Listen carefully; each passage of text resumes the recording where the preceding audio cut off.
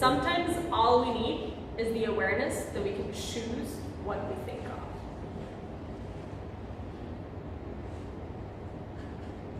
So whether you tell yourself... Say that one more time. Sometimes Say it slowly. all we need is the awareness that we have the choice to think of whatever we want to think. And you know what's the coolest thing about that? Nobody can tell you ever what to do. Nobody can. Yeah. After I tell you that, you'll say, what are you thinking about? No, I didn't say you say something. I'm saying just in case anybody else wants to ask a question, pass the microphone. Yeah, just pass the mic. I feel like people's voices are not projected for the whole room. Okay, so everybody has the power to think about what they want to think about. Therefore, do my thoughts determine how successful I'm going to be? At any point in time, because the fun thing is with the brain, and if you're wondering why I'm like gabbling about the brain and all these things, I'm actually studying psychology at Harvard Extension School. So like what I'm sharing with you comes directly from what I'm learning, what's research, right? Your thoughts determine everything. Why? Because the brain cannot distinguish between imagination and reality. So whatever you imagine, your brain tries to make it reality. Best example. You probably know people in here. Okay, who of you has said I'm bad at math? All right, who of you has said I'm bad with names? All right, what your brain literally does in those situations, like, oh, you're bad at math? Let me show you why you're bad at math, right? This is literally how it acts, like neurologically and everything. So if we... So are you saying we're all capable of being very good at mathematics? If we tell it ourselves, yes. And with practice, of course, right? And with practice. Yeah. So nothing is going to come from nothing, you know? So if we tell ourselves bad stuff, like I'm bad with names, catch yourself the next time you tell yourself that. And instead say, I'm good with names. I remember people's names easily. Sometimes it's almost cool to say that, right? Oh, I'm bad at names. But you know how much fun it is when you actually remember people's names? Like there's a connection that happens in the brain of like positivity and love when you say their names. A person loves someone to hear, like loves to hear their name, right? There's something I want to say. I am good with money. Oh great, we haven't talked about that subject yet. Really, this conversation was supposed to be about money. Yeah, I'm saying it because I want my brain to capture it the same way you want us to say we're good with money and good with numbers. Does that therefore help you acquire more? That?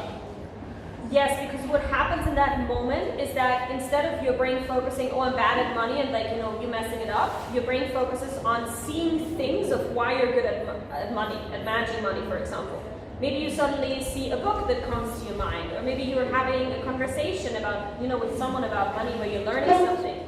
Or maybe you will suddenly start to see more opportunities to make more money, or to pay back that loan. So you can literally use your own language to trick your brain more into seeing or putting your attention on whatever you want it to be. And of course, action needs to follow, right? So I'm not saying only imagine stuff and only talk to yourself, but actually do things, right? If you see a book, get it, read it, right? If there's someone who pops up who is good about money, reach out to them, ask them, right? And in this DNA, like in this age, it doesn't matter where you're at. You got LinkedIn, you have Facebook. Reach out to people. There's literally no excuses, even with Instagram and so on, right? Yeah, it's the world of possibilities. Mm-hmm. Only if you project those possibilities. Yeah. Do you guys believe in all this stuff that's being said here? Have you ever been in that same thought pattern? Yeah. Yeah, like because you're projecting that I'm supposed to be wealthy and therefore some phone calls are going to come and they say, hey Aaron, what are you doing? There's some money waiting for you here for if you can do ABC. Do you guys think it's possible? Yeah? Okay, I think that's a good start. That's a good start. So, why are we struggling? If we know. I'm just curious. What is that very point that you wanted? So, Yeah. if you say I'm good with money, what does being good with money mean? For example, if you've not handled money, how can you know how you can be good at money if you're not handling money? So would you say that it might be helpful also have a bit of exposure, experience of what being good with money means, so that your imagination can actually run with things that you have experienced? Because like you're saying, if I sit and say I'm good with money, what does that mean? Does it mean that I'm able to spend and finish my money? Does it mean that I'm keeping it very safely? I'm hiding it well? What does good with money mean? So, could you clarify a bit more? I'll push it on. Yeah. I think it depends on the individual situation. Let's say you've taken out a student loan and you just, you have this big loan in front of you and you just don't know how to pay it back, right? Because maybe you haven't learned it. Often how you handle money is a generational thing. It's been handed down from your parents, grandparents, and so on. And also considering that money was not always our nature of how we traded things, right? Especially in Africa. Yeah, so money is also not a skill we've been taught in school, right? So, or if you see, I'm making every month, I don't know, a certain amount of shillings, but you're spending more than that. Obviously, you know yourself that that's not good. You feel bad because you're in debt. So there's probably some thought patterns going on. It could be that you have a specific goal. Like, it could be to make 50% more than, or to keep 50% of what you earn. So it helps to be specific in those situations. But it's actually not always tied to experience. But it depends on the person's situation, I would say, and their goals. And of course, where they are right now. But where they are only for like setting a goal. Please. Okay, so just want to add that I think it also depends on the situation as you're saying. So it doesn't have to be a money. And raise changes to suit what you want to achieve. Certain area.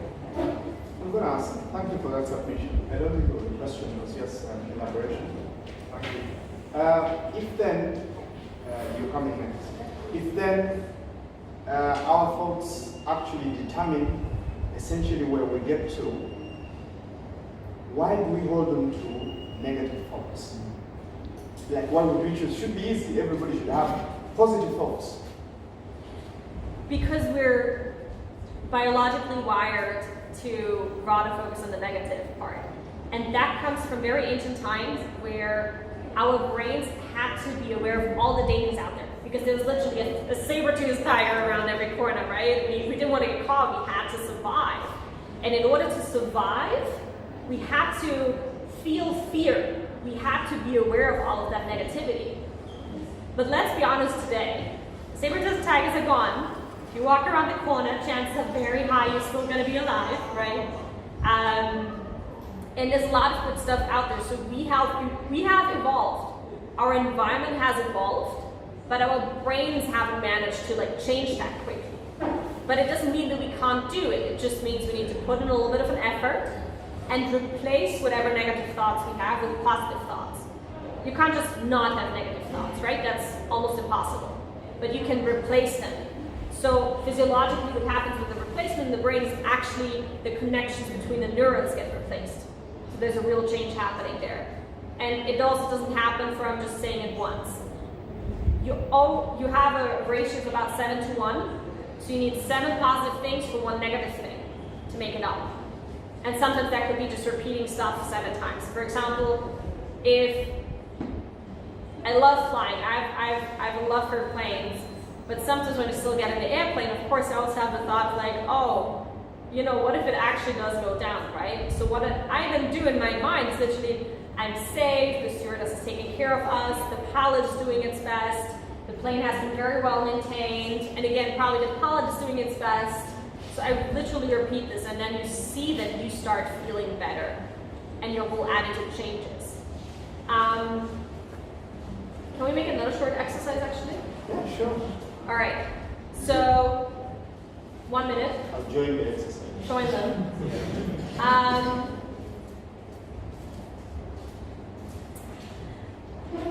All right. What you're gonna do right now is simply smile.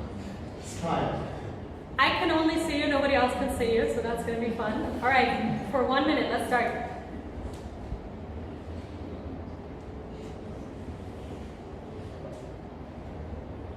Smile, guys.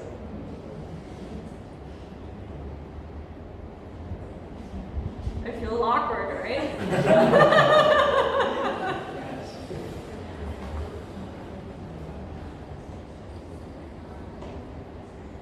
All right, so we actually don't even need to do this for a minute because already after 15 seconds, there are physiological changes happening in your body because the nerves that you have here are directly connected with your brain.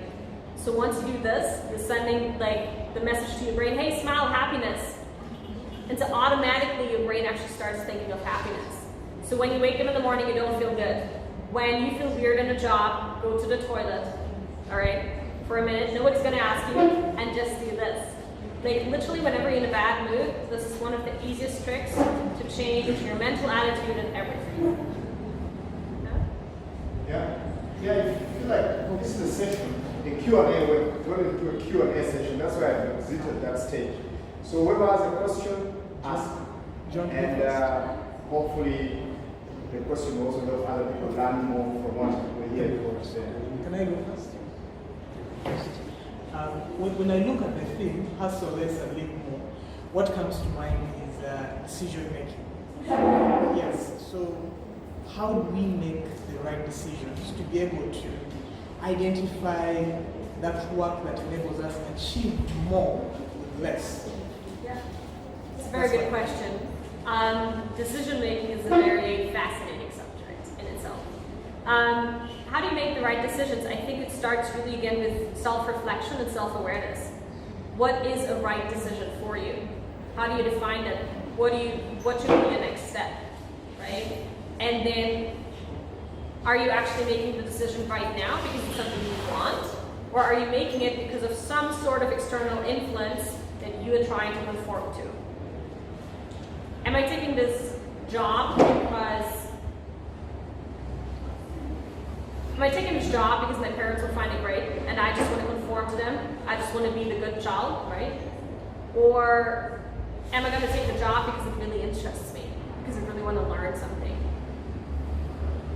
And again, these are like, we have like also complex social structures around here, right? Like the society for a long time worked that the kids, made parents happy, take care of them and so on in a specific way. So I'm not saying that any of this is easy here, right? There's a lot that you're dealing with, but what I'm saying here is that you can change it. You have the opportunity to choose, right? There was a question here. Mm-hmm. Yes. Like you talked about not giving a shit about, but What anyone thinks, not about anyone. I care a lot about people. Okay. Everyone has this. There's always that person beside you that talks to you on what you're going to do. I think when I searched about it was about from the head about producing some chemicals that bring that person a bit of subconscious that tells you, man, this is very wrong, what you're doing is wrong. Whatever we do, that person comes. Like, how do you remove that negativity from you? Because when you want to sell something, you're like, no, they're not going to accept your product, it's so fake. And then you start giving reasons to yourself why your product is fake. How can you fight that person that you have inside? That inner voice you need. That Okay. inner voice that I know you have ever felt at one point. Whenever you do something, it comes, man, this is how it's, no, don't do this, you get it. Then I want to fight that negativity inside me. So how can I do that? So you want to basically be able to recognize when that inner voice comes up and then turn it around into something positive. So the first step again is awareness. Like when you catch yourself doing that, don't judge yourself. Very important. It's absolutely normal. Be aware that that you're doing this right now and it's okay. And then think about what is the opposite. What is the good part, right? So if it's about people saying, oh, your product is bad or whatever, I I would change my mind and go like, and I imagine how people are raving about my product, how people love to buy it, and I literally feel how that makes me happy. How it is when people come to me and say, oh, thank you for your product, and I really appreciate it, it works great, it helps me with my health, you know, it helps my kid or whatever. So you literally turn it around, you just ask yourself, what's the positive opposite? That's how I do it.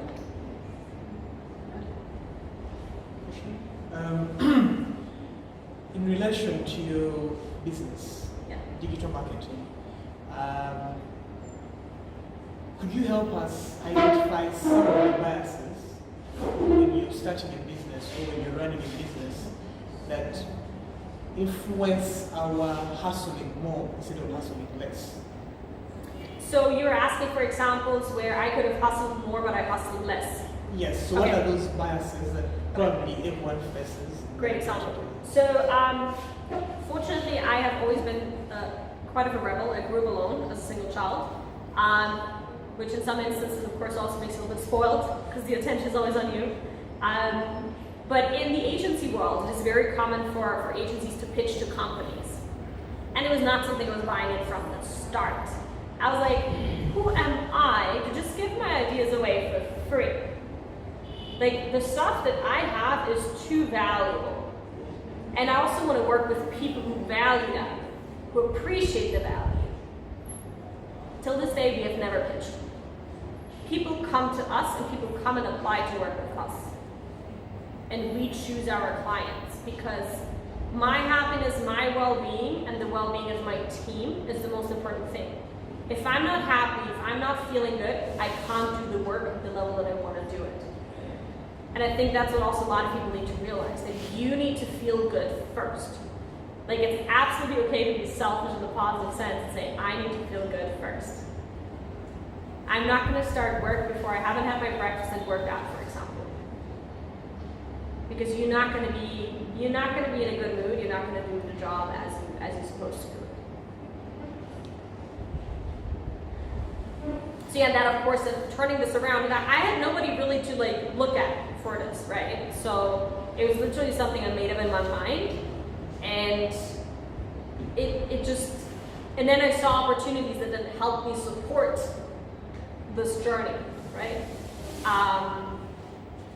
Yeah. And of course, that then helped me to actually like spend way less time on customer acquisition. The people that approach us are actually very qualified leads already. I don't need to run after them. People that want to work with us get one call, and that's it. I don't have tons of meetings. I don't do that. It's not necessary. You really don't need it. But it's what everybody tells you, and that's how a lot of people waste their time, and how a lot of people actually work way too much. That's not necessary, because they feel like they need to adhere to a certain world, and if they don't do it, it connects with fear, right? If I don't have those 3-4 meetings, I'm not going to get the client. But actually having the awareness that there are other ways, that really helps.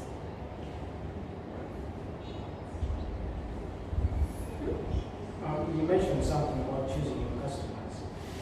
I would like to know how you process or how you push away people who don't qualify for your services. How I push away people who do not qualify. So I think first of all, our messaging is very clear.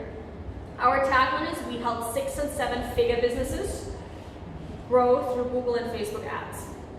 So first of all, you know you're not going to be a startup. You have to make at least 6 to 7 figures revenue or more. We only work with Google ads and Facebook ads, so we're not going to do SEO, not content. We're not a one-stop shop, right? So a lot of times people say, oh, you know, everybody's my customer. All business owners are my customers. No, they're not. No, they're really not, and it's going to make your work very difficult. And you probably don't even want to work with all business owners, right? So thinking about also, with who do you like to work with, right? Like, what's fun for you? Like, is it going to be fun for you to work with single moms? Is it going to be fun for you to work with high-achieving women in their 40s? Do you want to help people, you know, find the right relationship, whatever it is, you know? And you can also translate them to products, right? It's not just services. And depending on the product, of course, sometimes you have a broader range of people. Milk, everybody needs milk, almost, you know? So do you take them through some kind of survey to qualify them? Yes, yes. There is a questionnaire. Most often they also watch a video. And then we have a call. Yeah. When a person say, was there a time when you were commencing your startup that you had to hustle more and live less? If not, how did you manage to hustle less and live more from the start? Good point. There were definitely times where I fell back into the hustle more and a hustle hard mentality, but it was because I thought I need to do more. But what happened in those moments is that I almost always felt sick. And so I noticed easily. And there was one time where I was very close to burnout, which was like, I was like, okay, this full stop, right? And that's a period usually of, well, it used to be a period of 1 to 2 weeks, so thankfully very little. So really just, I think the difficulty back then was for me not knowing when I've crossed over, right? From like feeling okay, but then suddenly doing more. Because your brain can come up with all various excuses of why you should do stuff, right? So I've put a lot of emphasis on practicing, noticing when I'm close to my threshold. And that, like, this is a process of years, right? So, yeah. So when you say you're close to, okay, let's say I'm feeling burnt out, but I'm the only one who's there to do the job. No one else is there. I used to give you the picture.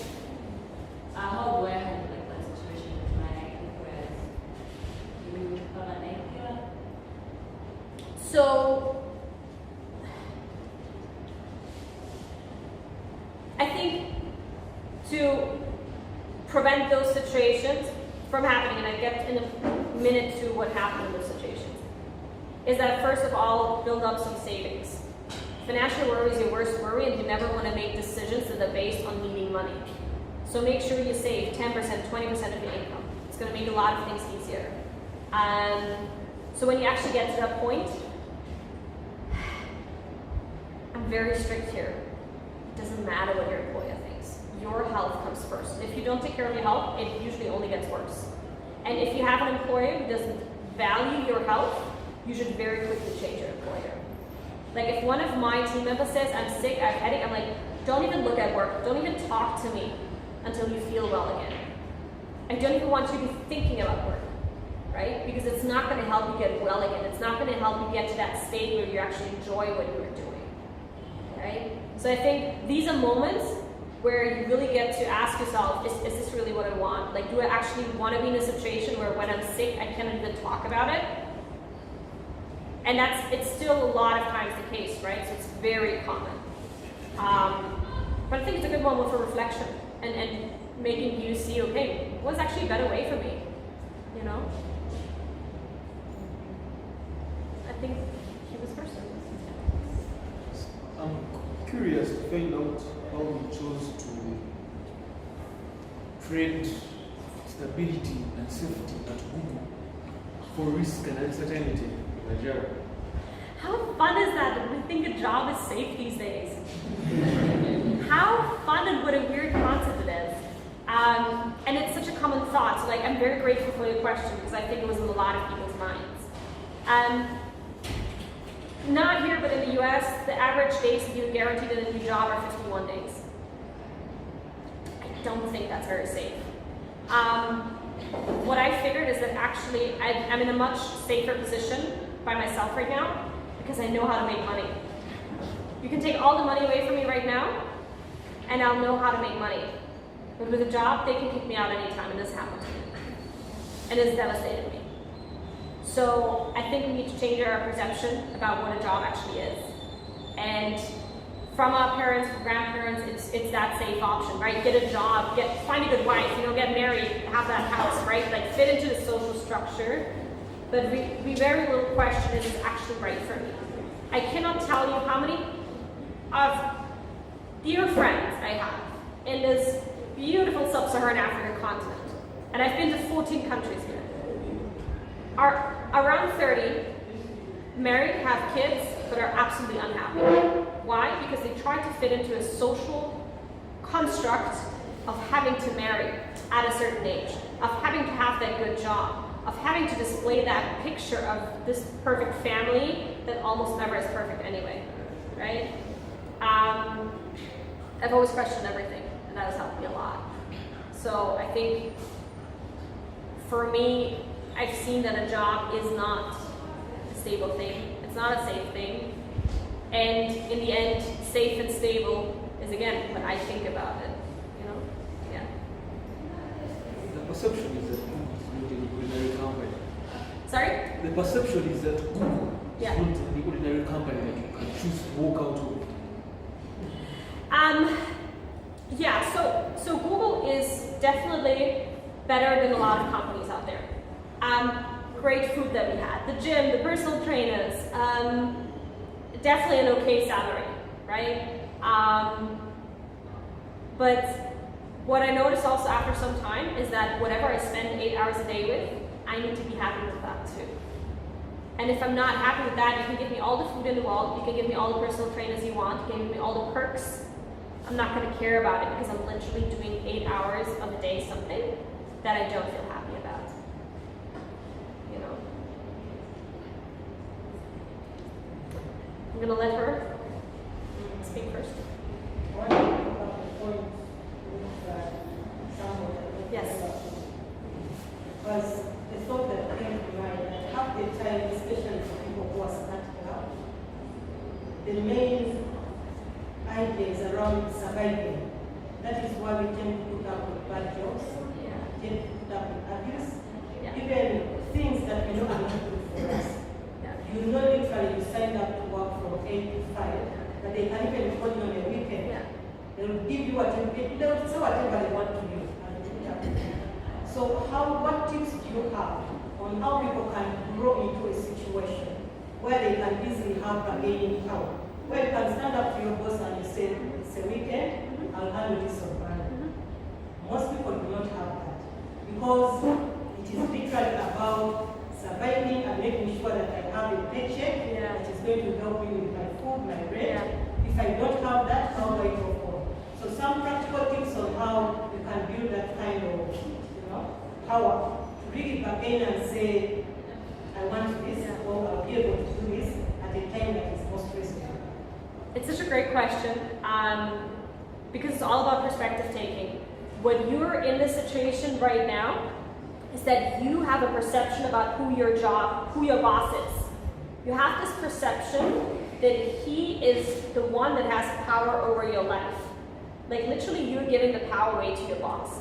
But what you don't know is your boss also needs you. Your boss very much needs you. And good people are always needed. And if you don't show where your borders are, people are going to overstep it. If you don't hold up your borders for yourself, people are going to overstep it. So what we understand in this situation is that you deal with fear, right? Deal with fear that, oh, my boss could lay me off, etc. But the thing is, and we underestimate the power that one person has, right? So if you say, hey, I'm sorry, but it's the weekend, I've already planned with my family, and actually you don't even need to apologize for that because that's normal. He's going to start seeing that. If he is the kind of boss who doesn't understand it, you should look for a different job. And people can only behave in a certain way as long as they see that it's accepted. If you say no to your boss, and then maybe the next person says no, he's going to start to understand it. And it's something that you can't teach a person. It's something where you can only lead through actions and understand that in that moment, what's running your mind is fear. But fear is not going to help you, especially not to live the life, whatever it is that you want, right? And also often I used to be afraid of having difficult conversations, and I didn't speak up my mind. What that led to, especially a lot of sore throats. And what I then figured out is it's actually okay for me to say what I think, and the other person doesn't have to agree with me. I'm just going to say it to get it out of my system. Because how often we keep things in our systems, we just think about it, but we actually don't speak it out. And what it just keeps, it just keeps our body stuck, right? Like it's again, it's a physiological effect that comes through it.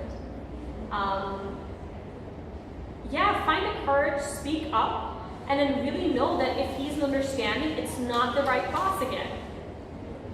Like if you're paid to do work 40 hours a week, then you should work those 40 hours a week. Like at Google, they were thankfully very good with that. Like if you were in the office by 6 p.m., they were like, what are you doing here? Leave, right? I think a lot of times also make the mistake by just answering the phone. If your boss calls you in the weekend, why are you picking up? Don't pick up. If you don't pick up, he can't call you. And if you're doing a really good job, they're gonna they're gonna work around you. If they're gonna kick you out because of a reason that you are taking care of yourself, then it was a right kick in the butt that you needed in the right direction. Yeah? Like if we were almost being felt guilt for taking care of ourselves. You know, if you're not in the office by 7 or 8 p.m., it's almost like, oh, Mark, you know, like, you got work to do, you know, or if you're not coming in on Saturday. But again, observe yourself next week. Highly unlikely you're even productive for 40 hours a week. Chances are you're productive 3-4 hours a day, and the rest are just doing stuff, being busy, right? Yeah, multiple factors. Great question.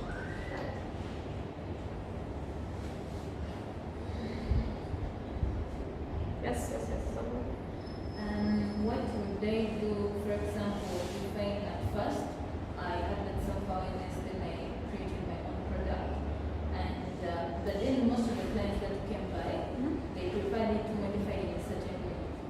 So you find because you need the money, you end up changing your product. But then deep down within you, you're not happy with it. Yeah. It's a complex situation. There's probably quite a couple of questions I would ask you.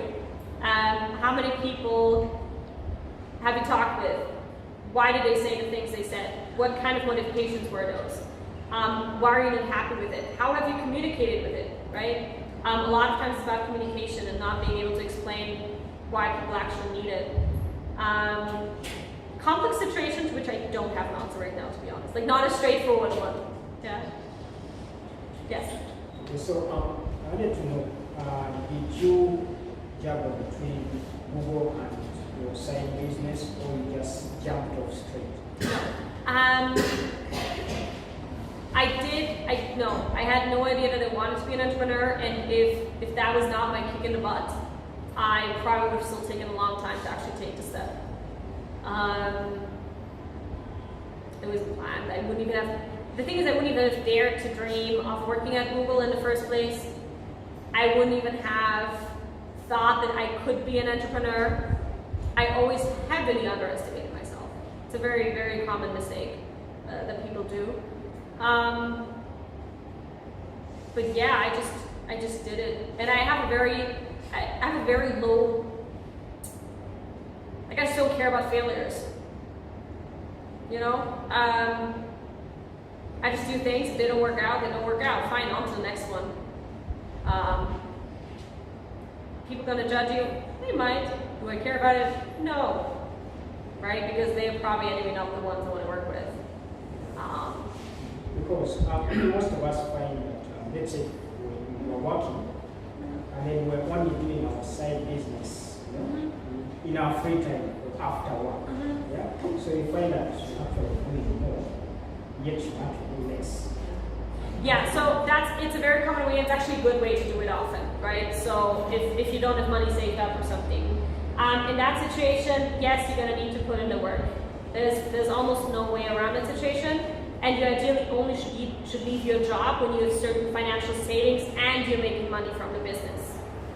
Ideally. So that's the situation. I think that's the only situation I'm like, okay. But the thing is, you can still choose. You can still choose. Do I want to commit like 2 hours additionally to work to it, or do I want to commit 6 hours? If I commit 6 hours, is that really necessary? Or can I actually hire someone to help me with this stuff? A lot of times people, you know, don't get help. They're almost afraid of asking for help. think especially these days, what's so fascinating to see with you know, kind of feminism stuff or whatever, you know, the independent woman, right? The strong independent woman. And then what ends up happening is that those women actually don't ask for help. And then they end up being burnt out, overworked, and it doesn't have to be, right? Like, asking for help, I think in those situations is very important. And when you have a job that makes you money, you actually have money to pay someone, which is great. It doesn't have to be 40 hours a week that person's working for you, but maybe 5 hours or 2 hours can already be a lot of help for you. Yeah.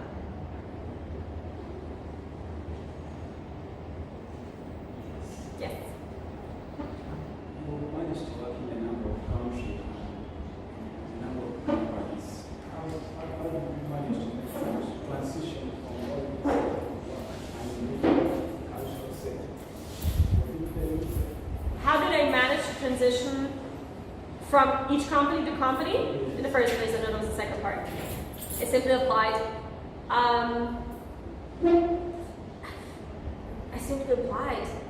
And I changed my CV each time so that it fits a little bit better to the job description. Of course, when I apply for a finance position, they don't care about my marketing experience, right? So I made sure to adjust the CV. I think that's a big thing that a lot of people don't do. The cultural settings, I think I was always very open and interested in other cultures. I always wanted to see what can I take from other cultures, what can I, like, kind of like putting my own personality together, right? Who do I want to be? And so now it's almost naturally for me, and I've also found a place where I know who I am. I know it's important to me. And that also comes sometimes just with age, right? So if you're young, you're not supposed to have everything figured out.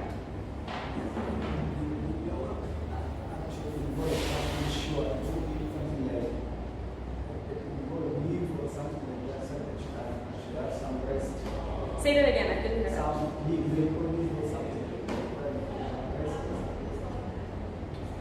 I don't understand what you mean. Can someone help me, please? If I had medical leave or something? Did your work involve having some sort of leave? Sabbatical leave or something? Yes. No. Vacation? Taking leave or vacation. You mean in order to figure out stuff, or what do you mean? Yeah, something like rest. If you wanted to leave, you want to have some rest, some vacation. I think so. Like the only real full-time job I ever had was at Google, right? And that's where you automatically get a certain set of vacations, weeks. I think that's the advantage where I'm very happy that I work with a company in Europe. But you have weekends, right? You can use weekends a lot of times. And it's never about quantity. It's always about how do you use what you've given in the best way possible, right?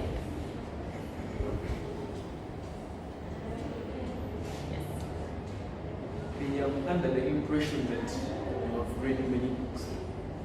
Mm-hmm. And if so, how many books have you read? And which books would you recommend on personal growth and business? I'm not a speed reader at all. I read books very slowly. I read 10, 15, 20 pages at a time because I really want to let the knowledge soak in and I work on the stuff that I read in the book. I barely read novels. Yeah? Sometimes I read books, sometimes I listen to them. Robert Cialdini, How to Win Friends and Influence People. I should actually read that again because it's such a good book.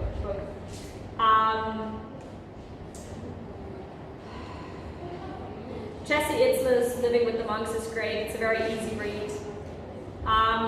Carol Dweck, Mindset. There's the basic work of everything around mindset.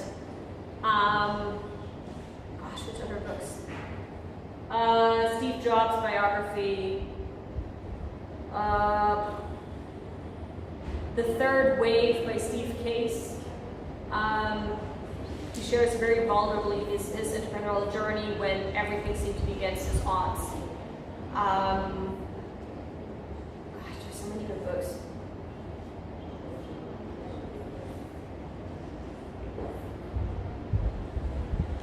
Usually one thing leads to the other, or people are recommending books for you, or to you. There's certainly some that don't come to my mind right now.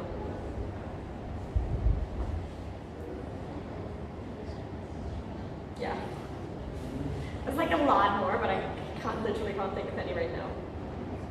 Yeah. But lots of blocks in